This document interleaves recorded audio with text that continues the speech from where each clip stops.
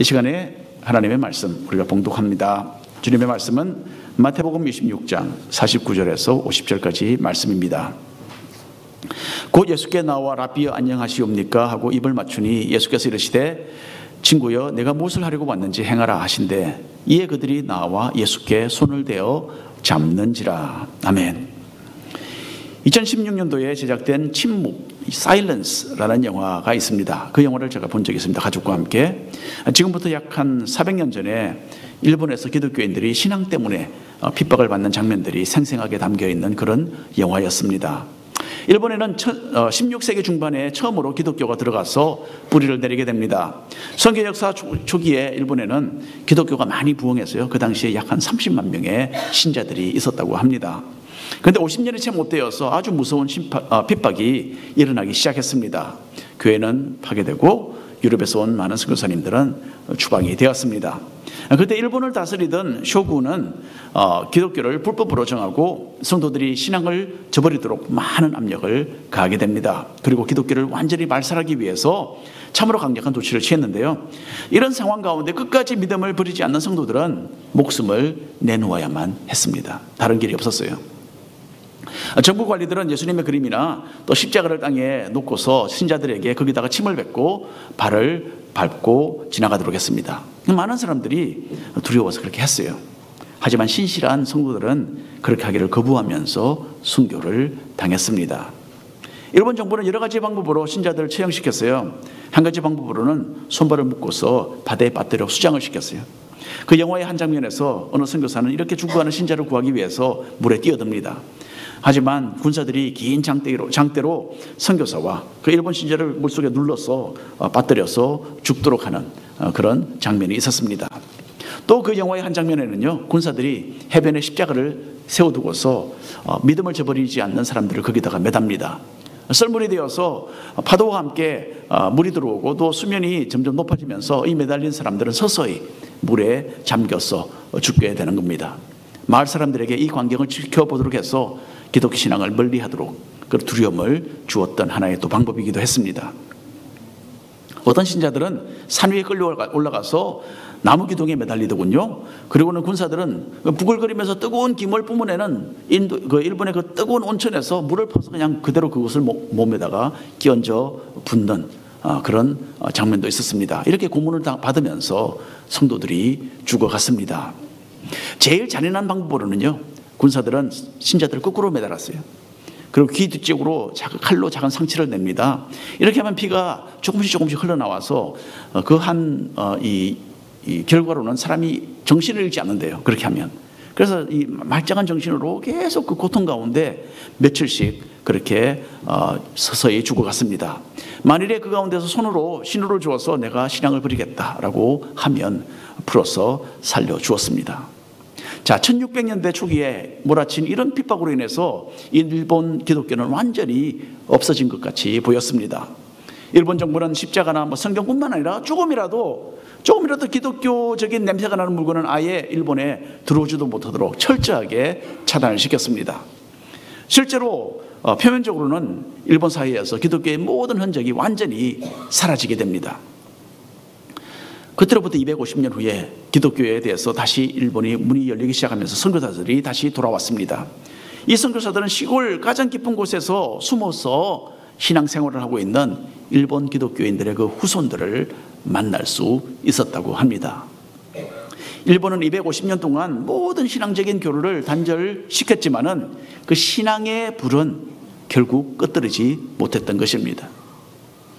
이렇게 끔찍하고 참 불과 같이 무서운 핍박이 일어난다면 우리는 그러면 어떠한 반응을 보일까 생각을 하게 되는 거죠.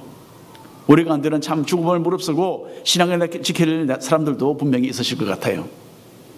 하지만 어떤 분은 나는 아직 자신이 없다 그렇게 속으로 말하고 계시는지도 모르겠습니다. 여러분, 우리는 현재 참 평안한 그런 시대를 살면서도 여러 가지 크고 작은 영적인 싸움에서 신앙을 지켜내지 못하고 주님을 저버리는 그런 실패를 자주 경험하게 됩니다. 이전에 있던 우리의 믿음의 선배들에게 비교할 때 우리가 너무나 부끄러운 우리 자신들의 그 모습이 아닐 수가 없습니다. 그런데 이런 형편없는 우리를 주님은 버리지 않으시는 겁니다. 예수님은 유월절 식사를 마치시고 그날 밤 버림을 당하셨습니다. 물론 지금까지 주님을 완강하게 거부해왔던 사람들에게 배척을 당하셨어요. 그리고 가장 가까운 친구들, 예수님의 제자들에게도 배신을 당하셨어요. 그러나 주님은 자신을 따르는 사람들 속에 있던 그 신앙의 불이 꺼지지 않도록 보호해 주셨습니다. 이런 주님의 사랑과 은혜를 힘입어서 더욱더 견고한 신앙으로 우리 모두 성장해 나가기를 간절히 바랍니다. 먼저 오늘 말씀 가운데 제자들이 예수님을 어떻게 배신하는지 나와 있습니다. 한밤중에 유대교의 대제사장들과 장로들은 큰 무리를 보내죠. 그래서 칼과 몽둥이 같은 이 무기로 무장을 하고서 이 사람들이 도착을 합니다. 낮에 예루살렘 시내에서 예수님을 붙잡을 수도 있었습니다. 얼마든지. 하지만 많은 사람들이 예수님을 따랐고 그들이 지켜보고 있었기 때문에 그 일을 낮에는 하지 못하고 이렇게 밤늦게 한밤중에 이 일을 진행을 해야만 했던 것입니다. 겟세마네 동산에서 기도를 마치시고 예수님은 이 사람들이 자기를 붙잡으러 왔다라는 것을 미리 알고 계시고 그리고 그들을 환영해서 맞이해 주십니다. 주님은 자기 생명을 빼앗기는 것이 아니라 도리어 자기 스스로가 그 목숨을 내어놓는다, 그런 말씀을 하신 적이 있으십니다. 이 말씀이 그대로 지금 현실화되고 있었습니다. 주님은 자기의 목숨을 부지하기 위해서 몸을 피하려고 하지 않으셨습니다. 오늘 말씀 26장 46절부터 47절 말씀을 우리가 한 절씩 나눠서 읽어보겠습니다. 일어나라 함께 가자. 보라 나를 파는 자가 가까이 왔느니라.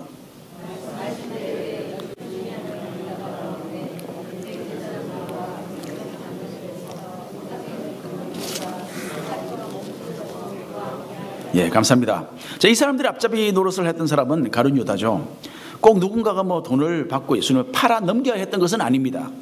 어두운 밤중에 한적한 곳에서 예수님이 누구인지를 정확하게 가르쳐 주어서 사로잡을 수 있도록 도와주는 그런 길잡이 역할을 한 사람이 필요했던 거죠. 그리고 이렇게 예수님을 넘겨주는 그 역할을 가룟 유다가 했던 것입니다. 마태복음 26장 48절 49절을 보면 예수를 파는 자가 그들에게 군으로 짜 이르되 내가 입 맞추는 자가 그이니 그를 잡으라 한지라. 곧 예수께 나와 라비여 안녕하시옵니까 하고 입을 맞추니라고 합니다.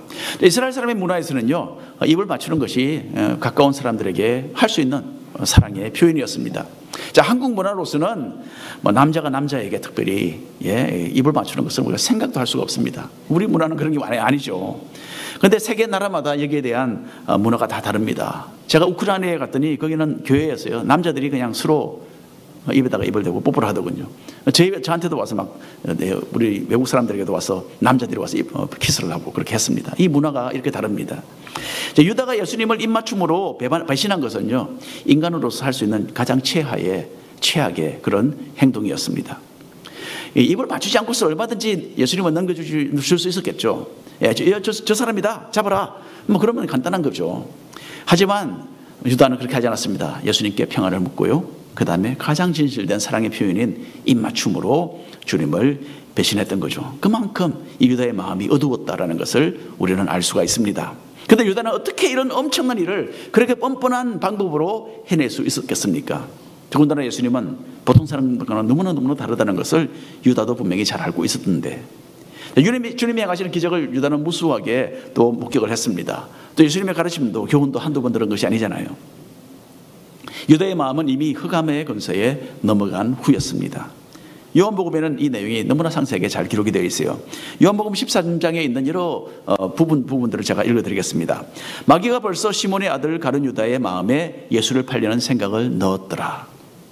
조각을 받은 후 곧 사탄이 그 속에 들어간지라. 사탄이 들어갔다 그랬어요. 유다가 그 조각을 받고 곧 나가니 밤이러라. 이런 내용들이 나와 있습니다. 어둠의 생각이 들어왔을 때에 유다는 그것을 받아들이고 환영을 했던 거예요. 일단 이렇게 마음의 자리를 내어주니까 사탄은 그 인격 속에 들어가서 유다를 완전히 점령해버린 겁니다. 그 후로 유다는 사탄의 도구가 되어서 사용되었습니다. 자, 우리가 사탄의 목적에 쓰임받는 도구가 되는 것은요, 그리 어려운 일이 아닙니다. 어두운 일에 조금만 우리가 마음을 허용하면 사탄은 그 틈을 사용해서 분명히 들어옵니다. 잠시라도 마음이 타협되지 않도록 우리는 늘 깨어서 기도해야 하는 것입니다. 51절과 52절 말씀을 우리가 한 절씩 나눠서 읽어보겠습니다. 예수와 함께 했던 자 중에 하나가 손을 펴 칼을 빼어 대제사장의 종을 쳐 그 귀를 떨어뜨리니,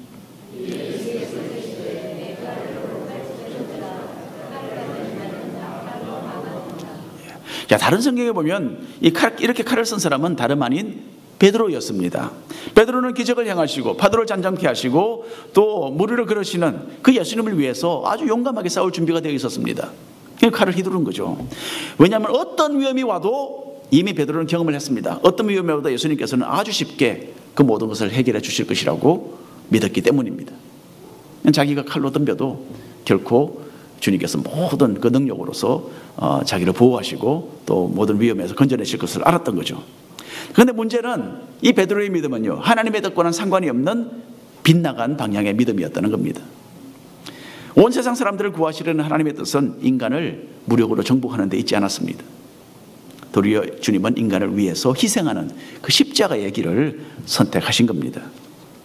자, 베드로를 비롯한 모든 제자들은 예수님의 능력을 굳게 믿었어도 주님을 배반하게 됩니다. 예수님께서 자기들이 생각했던 나라를 구하는 어떤 무력으로 정치적인 능력으로 나라를 구하는 그런 메시아가 아니라 스스로 자신을 죽음에 내어주시는 고난을 받는 하나님의 종이라는 것을 그들이 보았기 때문입니다. 주님은 말씀하시죠. 내가 12군단이나 더 되는 하나님의 엄청난 천사로 구성된 그 군대를 내가 동원할 수 있다. 그러나 나는 이렇게 하지 않는다. 그렇게 말씀하셨죠. 주님은 이런 하늘의 그 권세를 행사하시기를 거부하셨습니다. 그래서 스스로 자기를 죽음에 내어드리는 거죠. 이런 주님의 모습을 본 후에 제자들은 예수님을 끝까지 따를 그 이유와 모든 용기를 그만 상실하고 말았습니다. 제자들은 스스로 죽음을 선택하신 주님을 따를 수가 없었습니다. 제자들이 보기에 이것은 승리가 아니라 패배였던 거죠. 그리고 주님을 따르다가 무의미한 그런 개죽음을 우리는 할 수 없다. 그런 판단에서 모두 다 예수님을 버리고 도망을 쳤던 것입니다. 여러분, 제자들은요, 빗나간 믿음으로 주님을 위해서 싸우려고 했습니다. 하지만 주님의 뜻이 자기들의 뜻과 정반대인 것을 보고는 주님을 향한 그 불타는 충성심을 잃어버리고 말았습니다. 자, 우리의 뜻보다 하나님의 뜻은 더 높고 더 깊습니다. 하나님이 하시는 일이 나의 기대와 어긋날 때가 있습니다. 그런 때에 어떤 분들은 참 하나님에 대한 실망을 느끼게 됩니다. 여러분, 이것은 성숙한 믿음이 아니죠. 물론 나의 생각은 내려놓고 겸손하게 주님의 길을 우리가 받아들여야 합니다. 하나님의 뜻을 나의 뜻에 맞추는 것이 아니고 나의 뜻을 하나님의 뜻에 맞추는 거죠. 그리고 그분께 삶을 드리는 그런 성도들이 되시기를 바랍니다. 두 번째로 오늘 말씀 가운데는 불법으로 재판이 벌어집니다. 밤중에 무리들이 예수님을 끌고 대제사장 가야바의 집에 도착했을 때 거기에는요, 이스라엘의 공회원들이 이미 모여 있었어요. 이 사람들은 가룟 유다에 도읍으로 예수님이 잡혀올 것을 미리 알고 있었습니다. 그리고 그 다음 일을 처리할 모든 준비가 갖추어져 있었던 것입니다. 예수님께서 유죄 판결을 받고 빨리 신속하게 처단되기를 그들은 다 원하고 또 그렇게 계획을 세우고 있었던 거죠. 여기서 참 외식적인 종교 지도자들이 얼마나 악한 사람들이었는지를 우리는 잘 엿볼 수가 있습니다. 본래 이렇게 밤중에, 여러분, 재판이 밤중에 이루어지는 거 보셨습니까? 밤중에 사람들이 눈을 피해서 몰래 이 재판을 하는 것은요, 불법이었어요. 그러나 사람들은 이렇게 해서라도 형식적으로라도 주님께 유죄 판결을 내리고 빨리빨리 이를 처결하기를 원했던 겁니다. 예수님께서 붙잡힌 것을 백성들이 만약에 알게 된다면 어떤 상황이 벌어질 줄 모르는 그런 아주 다급한 상황이었어요. 그 사람들에게도. 백성들은 예수님을 선지자요, 또 이스라엘 나라를 로마 정부로부터 해방시킬 구원자로 그렇게 알고 있었습니다. 그래서 예수님을 체포해서 재판이 지금 진행된다라는 소식이 알려지기만 한다면 어쩌면 백성들이 들고 일어날 수도 있는 거죠. 날이 밝은 후에 저녁이 되면 안식일이자 또한 공식적으로 6월절 절기가 시작되는 때였습니다. 백성들이 반발해서 그냥 걷잡을 수 없는 상황이 벌어지지 않도록 하기 위해서는 그 전에 아주 신속하게 예수님을 제거해야만 했던 것입니다. 그래서 백성들이 이 모든 상황 판단을 할 기회를 주지 않도록 하기 위해서 백성들에게 비밀리에 그리고 서둘러서 이 모든 일을 처리할 그럴 필요가 그들에게 있었던 것입니다. 59절과 60절 말씀을 한 목소리로 읽어보겠습니다. 대제사장들과 온 공회가 예수를 죽이려고 그를 칠 거짓 증거를 찾음에 거짓 증인이 많이 왔으나 얻지 못했다라고 합니다. 자, 예수님을 없애기 위해서는 사형에 해당된다라는 어떤 구실이 필요했습니다. 재판을 맡은 대제사장이 거짓 증거를 얻어보려고 다급한 이런 모습을 보여주고 있는데 이 사람들이 얼마나 예수님을 죽이도록 미워했는지를 우리가 여기서 알 수가 있습니다. 거짓 증인들이 많이 앞으로 나왔습니다. 하지만 이 사람의 말과 저 사람의 말이 서로 맞지 않는 거예요. 그러니까 이 증인이 제대로 정리되지 않는 거죠. 그래서 재판이 갈팡질팡합니다. 자, 본래 이스라엘의 법에는요, 사람이 다른 사람에게 누명을 씌우기 위해서 누명을 씌우려고 어떤 거짓 증언을 하잖아요. 그러면 그것이 나중에 발각되면 증인이 도리어 그 사람이 받을 그 벌을 받게 되는 겁니다. 그 내용이 구약 성경에 나와 있습니다. 하지만 이렇게 거짓 증인들이 거짓 증언을 했지만은 대제사장은 이런 재판의 공정성을 유지하지 못합니다. 이미 그 공정성이라는 것은 없어진 지 오래되었죠. 재판을 주도한 대제사장 스스로가 거짓 증거를 찾아보려고 혈안이 되어 있었기 때문에 이런 규칙은 지켜지지 않았습니다.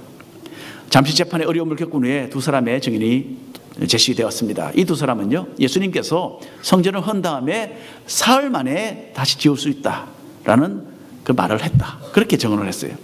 물론 이 말은 예수님께서 자기 자신의 죽음과 부활에 대하여 하신 말씀이었습니다. 하지만 사람들은 예수님을 성전 파괴죄로 몰아붙일 그런 작정이었습니다. 대제사장은 이 증언을 토대로 해서 예수님을 신문합니다. 하지만 예수님은 아무 말씀도 하지 않으셨어요. 대답을 하지 않으셨습니다. 그들이 무엇을 하기를 원하는지를 너무나 잘 알고 계셨기 때문이죠. 예수님이 대답을 하지 않으시니까 대제사장이 이제 화가 나서 이런 다른 방향으로 예수님을 다그치기 시작합니다. 63절 말씀을 함께 읽어보겠습니다. 예수께서 침묵하시거늘 대제사장이 이르되 내가 너로 살아계신 하나님께 맹세하게 하노니 내가 하나님의 아들 그리스도인지 우리에게 말하라. 이스라엘 백성들은 예수님께서 하나님이 기름 부으셔서 왕으로 세우신 이스라엘의 구원자시라는 것을 굳게 믿고 있었습니다. 그래서 예수님 입성하실 때 그렇게 호산나 다윗의 자손이여 하면서 예수님을 환영했던 거죠. 예수님께 대한 믿음이 그러나 전혀 없었던 대제사장은요, 이것을 결코 받아들일 수 없었습니다.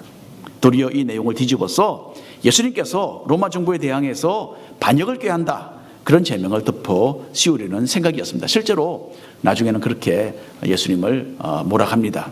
하지만 주님은 대제사장의 그 기대를 훨씬 뛰어넘어서 자기 자신에 대해서 엄청난 사실을 여기서 알려주십니다. 64절에 있는 말씀입니다. 함께 읽겠습니다. 예수께서 이르시되 내가 말하였느니라. 그러나 내가 너희에게 있노니 이후에 인자가 권능의 우편에 앉아 있는 것과 하늘 구름을 타고 오는 것을 너희가 보리라. 자, 사람들은 예수님의 그 구원자로서의 사역에 대해서 정말 부족한 어떤 이해를 가지고 있었던 겁니다. 그 작은 이스라엘 땅을 로마의 통치에서 해방시킬 정도의 그런 작은 왕으로 생각했던 거죠. 하지만 주님은 구약 성경에 있는 다니엘서를 인용하시면서 자신은 실제로 전혀 다른 차원의 왕이다, 그렇게 여기서 밝히고 계십니다. 주님은 이스라엘을 초월해서 온 우주를 다스리시는 영적인 나라의 임금으로 오신 겁니다. 하늘 구름을 타신다는 것은 예수님이 바로 신적인 존재요, 바로 하나님의 권위를 가지신 분이라는 의미였습니다. 그리고 예수님은 자신이 곧 온 세상의 왕으로서 하나님 우편에서 재판석에 앉아 있을 것인데 너희 모든 사람들이 나의 그 근엄한 모습을 보게 될 것이다, 그렇게 말씀하십니다. 예수님은 자신이 하나님과 동등하시다라는 것을 여러 차례 보여주셨고 또 그렇게 언급도 하셨어요. 요한복음을 보면 이런 내용이 여러 번 나옵니다. 이제 대제사장들은 예수님께서 자신의 그 신적인 권위에 대해서 주장하시는 것을 보고 직접 듣게 되고 너무나 분노합니다. 그리고 신성모독의 죄를 범했다라는 이유로 예수님을 사형에 처하자, 그렇게 제안을 합니다. 자, 거기에는요, 이 공회원들 중에는 평소에 대제사장들과 사이가 좋지 않던 바리새인들도 함께 포함이 되어 있었습니다. 대제사장 가야바는 모든 공회원들에게 질문을 합니다. 판결은 모두가 함께 내려야 했기 때문입니다. 예수님은 눈에 가시로 여겼던 바리새인들은 비록 대제사장들을 좋아하지 않았지만 그래도 이게 합세를 하죠. 이런 구실로 해서 함께 합력해서 예수님을 없애는 것이 좋겠다, 그런 판단을 이미 내리고 있었던 것입니다. 자, 온 우주에서 가장 의로우신 분이요, 거짓된 종교 지도자로부터 가장 부당한 재판을 받으셨습니다. 이 사람들은 예수님이 누구신지에 대한 그 진실을 받아들일 아무런 마음의 준비가 전혀 되어 있지 않았던 것입니다.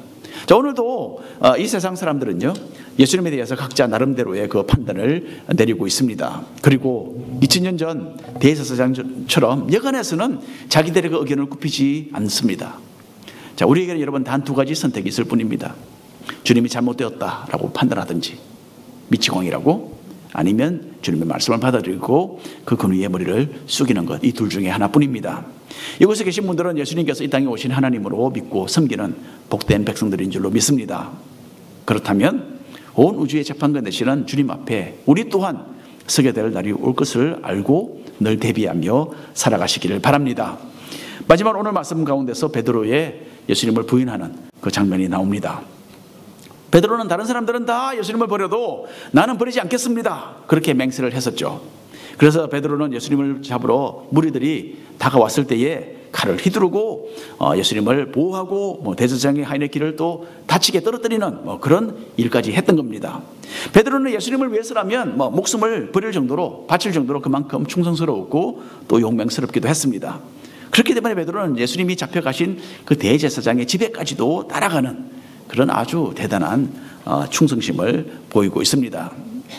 마태복음 26장 58절 내용인데요, 함께 읽어보겠습니다.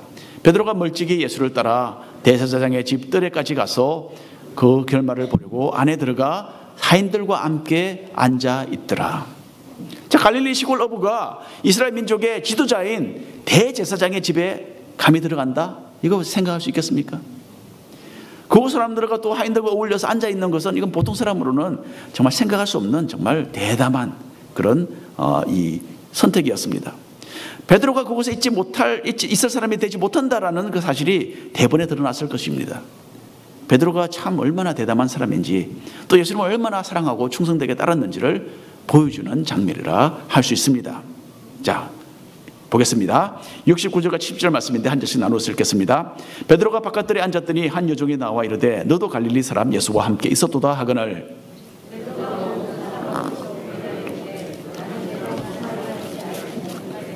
자, 대제사장 집에 여종 하나가 베드로를 주목하고 이제 알아보게 됩니다. 자, 너는 예수와 함께 있던 그 사람 아니냐라고 대뜸 질문을 하는 거죠. 조금 전에는 마음을 단단히 먹고 참 물불을 가리지 않고 뛰어들었던 칼을 뽑아들고 그런 베드로였습니다. 하지만 전혀 예상하지 않았던 갑작스러운 그런 상황을 만나서 질문을 받게 되니까 베드로는 그만 여기서 무너져 버립니다.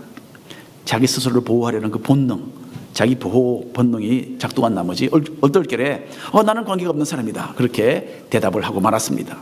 자, 그리고 베드로는 얼른 내가 여기 있으면 안 되겠다, 자리를 옮기게 됩니다. 그래서 71절 72절인데요 또 한 절씩 나눠서 읽겠습니다. 앞문까지 나아가니 다른 여종이 그를 보고 거기 있는 사람들에게 말하되 이 사람은 나사렛 예수와 함께 있었도다 하매.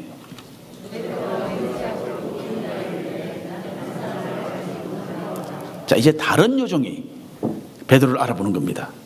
근데 지금은 조금 상황이 다릅니다. 처음에는 질문이 자기를 향해서 날라왔는데 이번에는 여종이 막 다른 사람들에게 이야기를 하는 거예요. 베드로가 예수님과 관계 있는 사람이다. 상태가 좀 더 심각해졌어요.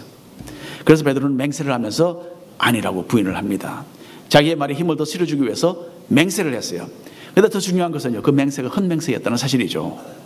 심각하게 정말 맹세를 하면서 이 사람이 했던 그 잘못은 자기가 3년 동안 따르던 그 예수님을 아주 심각하게 지금 부인을 하고 있다는 그 사실이었습니다. 자, 계속 읽어보겠습니다. 73절 말씀인데 함께 읽어봅니다. 조금 후에 곁에 섰던 사람들이 나와 베드로에게 이르되 너도 진실로 그 도당이라 내 말소리가 너를 표명한다. 자, 심각했던 사태가 이제는 정말 다급하게 됩니다. 처음 두 번은 여자가, 그것도 종들이 하는 말이었어요. 그래서 베드로는 어떻게 그런 말이 쉽게 그렇게 반박을 할 수 있었어요. 그런데 이제는 여러 사람이 한꺼번에 몰려들어서 이제 베드로를 막 몰아붙이는 거예요. 베드로는 예루살렘에서 북쪽으로 한 70마일 80마일 정도 떨어진 갈릴리 지방 사람입니다. 그래서 그 지방에 그 말씨를 사용하고 있었어요. 이스라엘 수도에 사는 사람들의 귀에는 이 지방 사투리가 아주 똑똑하게 들렸기 때문에 베드로는 숨길 수가 없었습니다. 더군다나 요한복음에 기록된 것을 보면요, 이번에는 베드로가 정말 곤란한 상황 속에 빠져 있었다는 것이 분명합니다. 요한복음 18장에 있는 말씀인데요, 제가 읽어드립니다. 대제사장의 종 하나는 베드로에게 귀를 잘린 사람의 친척이라 이르되 네가 그 사람과 함께 동산에 있는 것을 내가 보지 아니하였느냐. 예수님께서 붙잡히시던 그 순간에 베드로가 칼을 휘둘렀죠. 그때 길을 다쳤던 사람의 이름이 나옵니다. 말고라는 사람입니다. 근데 그 사람의 친척이 거기 있다가 베드로 보았는데 여기서 이제 베드로를 알아본 거예요. 이번에는 베드로가 정말 강력하게 부인을 해야만 자기가 이 사람들에게 붙잡혀서 봉변을 당하는 것에서 벗어날 수가 있는 겁니다. 74절 말씀입니다. 마태복음 26장 함께 읽겠습니다. 그가 저주하며 맹세하여 이르되 나는 그 사람을 알지 못하노라 하니 곧 닭이 울더라. 이미 무너지기 시작했던 베드로는 이제 완전히 폭삭 망가져 버립니다. 베드로는 자기는 정말 예수님을 모른다라고 맹세를 하죠. 그리고 자기의 말에 진실성을 더하기 위해서 저주하기 시작했습니다. 만일 내 말이 거짓말이면 저주가 하나님께서 나에게 저주를 내릴지다.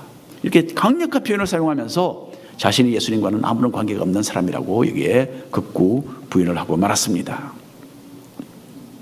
그 뒤에 어떻게 되었는지, 거기에 이 마태복음에 좀 빠져있는 그 부분이 누가복음에 더 상세하게 나옵니다. 누가복음을 찾아보겠습니다. 함께 읽겠습니다. 주께서 돌이켜 베드로를 보시니 베드로가 주의 말씀 곧 오늘 다 굴기 전에 네가 3번 나를 부인하리라 하심이 생각나서 밖에 나가서 심히 통곡하니라. 베드로는 예수님을 부인하고 있었지만은 주님은 베드로를 바라보고 계셨어요. 베드로는 자기 보호를 위해서 예수님을 버렸지만은 예수님은 베드로를 버릴 생각이 전혀 없으셨어요. 베드로를 위해서 자신을 기꺼이 내어주시는 그런 예수님이셨습니다. 그리고 주님의 눈길은 베드로를 회개하도록 이끌었습니다. 그래서 가서 통곡을 했죠. 온 세상을 위해서 자신을 내어주신 주님은 온 세상으로부터 버림을 받으셨습니다. 가룟 유다와 제자들이 예수님을 버리지 않으셨습니까? 또 유대교의 지도자들이 또 예수님을 분명히 버렸습니다. 주님과는 가장 가까운 사이에 있던 베드로도 이렇게 가장 분명한 그런 목소리로서 3번이나 예수님을 모른다고 부인을 했습니다. 예수님을 버린 거예요. 베드로를 비롯한 제자들에게는 이 불같은 핍박을 견딜 만한 견고한 믿음이 아직 없었기 때문입니다. 베드로에게서 우리 스스로의 그 모습을 보는 것은 한편으로는 참 다행스러운 일입니다. 크고 작은 세상의 압력을 이겨내지 못하고 실패하는 정말 한심스럽고 또 연약한 우리지만은 감사하게도 주님은 우리를 버리지 않으시는 겁니다. 주님의 눈길은 우리를 깨우치시고 다시 일어나서 더 높은 신앙을 향하여 도전하라, 우리를 격려하고 계시는 것입니다. 여러분, 주님은 있는 모습 그대로 우리를 사랑하시고 우리를 받아주십니다. 하지만은 우리를 그대로 내버려 두지는 않으십니다. 약한 바람에도 쉽게 흔들리는 우리를 강하게 만들어 주시려는 그런 계획을 가지고서 우리를 다루시는 겁니다. 주님의 눈길을 느끼시고 주님의 말씀을 기억하면서 기도로 마음을 돌이키는 이런 과정들을 통하여서 어떤 압력에도 굴하지 않는 강력한 믿음의 소유자들로 성장해 나가시기를 축원합니다. 기도하겠습니다. 주 하나님,